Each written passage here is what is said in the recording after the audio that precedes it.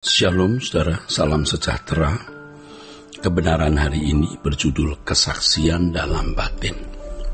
Tidak ada masalah yang lebih penting dari masalah bagaimana kita dapat memiliki hubungan yang benar-benar nyata dengan Allah Bapa.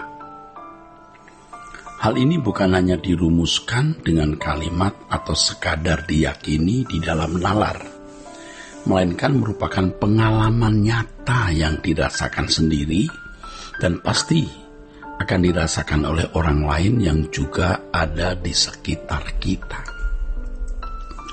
Hati kita harus merasa haus bagaimana relasi intim antara kita dengan Allah yang kita panggil Bapa benar-benar terwujud dalam penghayatan yang benar dan tidak dipaksakan atau natural, menjadi realitas yang walaupun orang lain tidak melihatnya, kita mengalaminya dan akhirnya orang lain di sekitar juga ikut merasakan hidup kita yang bersentuhan dengan Allah. Dari pengalaman bersentuhan dengan Allah atau hidup di hadiratnya, kita memiliki kesaksian dalam batin tentang keberadaan dari yang Maha Agung Bapa kita. Kesaksian dalam batin tidak dapat diperoleh melalui bangku sekolah tinggi teologi atau jabatan atau kedudukan sebagai dosen sekolah tinggi teologi, pendeta, ketua sinode atau jabatan lain dalam gereja atau lembaga-lembaga Kristen. Tetapi pengalaman hidup dengan Allah, perjumpaan dengan Allah secara konkret, itu yang membuahkan kesaksian dalam batin ini. Dalam hal ini banyak teolog yang tersesat karena mereka merasa sudah mengalami Allah dalam atau melalui rumusan-rumusan doktrin atau pengajaran yang mereka susun, tetapi sebenarnya mereka tidak mengalami Allah secara benar. Ironisnya, mereka merasa sudah mencapai atau merasa sudah menjangkau Allah secara benar. Dan mereka merasa berat mengajarkannya kepada orang lain. Semua itu sebenarnya hanya fantasi dan imajinasi dalam pikiran, sebuah teori saja. Nah, tidak heran kalau orang-orang seperti ini moralnya rendah. Pikirannya soal duit, uang, kedudukan, pujian, sanjungan manusia, dan itu nampak dari konflik-konflik yang terjadi di antara mereka. Memang secara moral umum teolog-teolog tersebut terlihat santun, tetapi sebenarnya tidak sedikit di antara mereka yang hidup dalam arogansi akademis dan keangkuhan yang menyakiti sesama. Hal ini terbukti dari pernyataan-pernyataan mereka yang ditujukan kepada orang lain. Di antara mereka juga ada yang terlibat dalam pelanggaran moral yang memang tidak diekspos. Kemungkinan mereka mengalami kebingungan juga mengapa mereka tidak dapat menundukkan kodrat dosa di dalam diri mereka.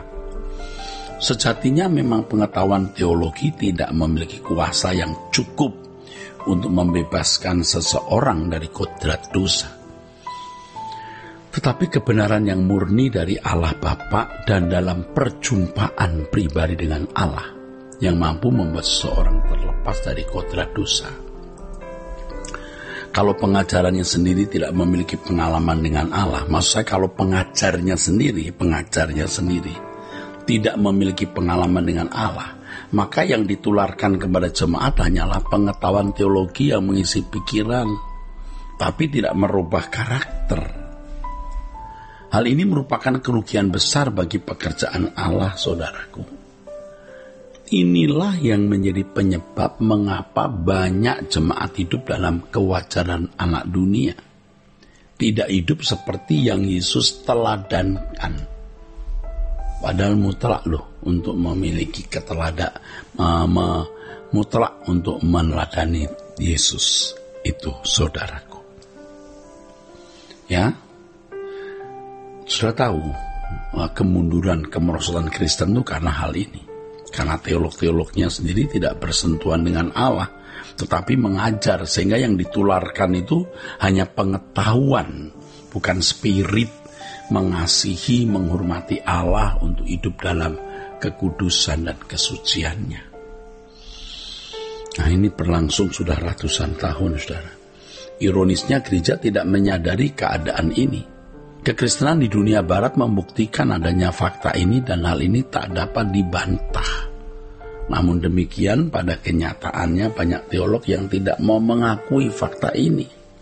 Mereka masih bangga dengan seminari-seminari di Eropa dan menjadi lulusannya. Padahal seminari-seminari itu seperti orang lumpuh yang tidak berdaya mengangkat tubuhnya sendiri dan menolong orang lain untuk bisa tegak berjalan.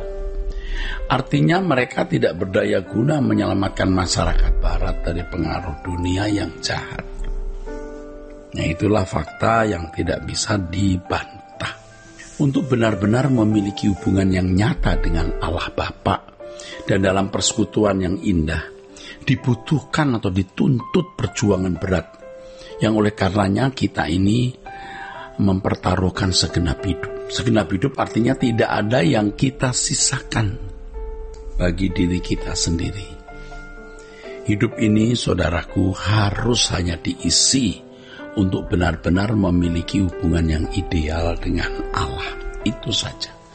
Inilah maksud keselamatan diberikan, agar manusia dapat menemukan persekutuan yang harmoni antara kita secara pribadi dengan Allah Bapa. Untuk itu, saudara, setelah memiliki pembenaran dari Kristus, selanjutnya kita harus bertumbuh dewasa, yaitu memiliki karakter yang dapat terhubung dengan Allah Bapa. Dan tentu itu adalah karakter Yesus. Itulah sebabnya Yesus berkata agar kita menjadi sempurna seperti Bapa. Kita harus sempurna seperti Bapa.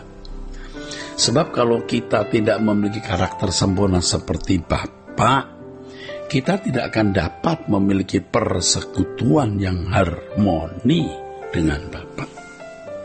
Hal ini sama dengan menjadi serupa dengan Yesus. Kalau kita tidak menjadi serupa dengan Yesus, kita tidak dapat memiliki persekutuan yang benar dengan Allah Bapa.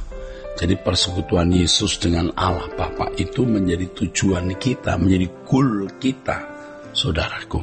Ya, selama seseorang masih memiliki hidup dalam kewajaran seperti manusia lain, ia belum bisa memiliki persekutuan yang benar dengan Allah Bapa.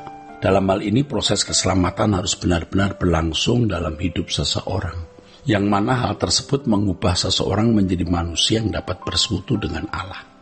Saudaraku sekalian, inilah perjuangan yang harus kita miliki dan harus menjadi satu-satunya perjuangan. Bagaimana bisa hidup di hadirat Allah, memiliki intimasi, hubungan yang intim dengan Allah, ya. Nah, untuk itu karakter kita harus dirubah dengan karakter yang memenuhi standar kesucian Allah, baru kita bisa hidup di hadirat Allah.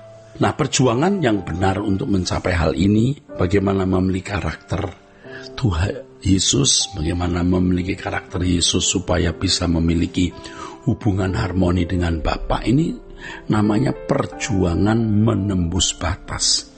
Sedikit sekali orang yang sungguh-sungguh berjuang dalam hal ini. Dalam hal ini ada wilayah yang harus kita tembus, penghayatan yang harus kita raih, atmosfer yang harus kita alami, yaitu hadirat Allah. Saudaraku sekalian, orang yang hidup di hadirat Allah memiliki kesaksian dalam batin bahwa Allah itu hidup, sehingga ia tidak perlu memerintahkan saraf jiwanya untuk meyakini Allah itu ada, tapi dengan sendirinya sudah yakin dan menetap tinggal di dalam persekutuan dengan Allah. Kiranya kebenaran hari ini memberkati kita sekalian. Sola Gracia.